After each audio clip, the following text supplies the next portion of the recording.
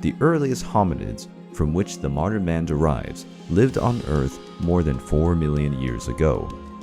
Initially, these primitive men were quite similar to other animals, but over the course of millions of years, man began to differentiate himself from the other creatures of the animal kingdom.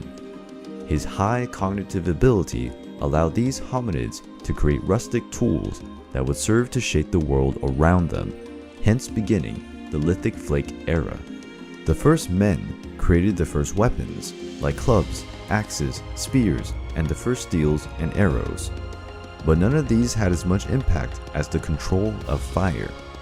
Man was already aware of fire, as natural phenomena like lightning or erupting volcanoes could ignite natural fires. But everything changed when the first man mastered the technique needed to create fire. The control of fire changed the lives of primitive men.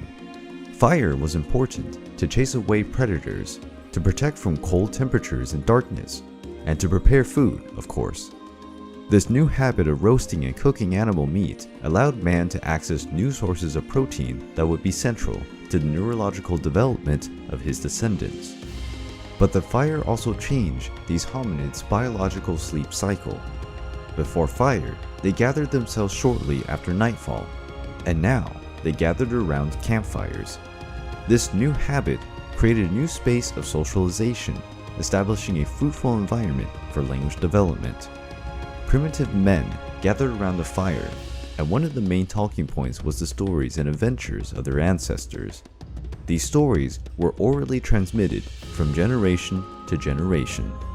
But these first men also felt the need to register more permanently their existence on our planet, and for that, they relied on art.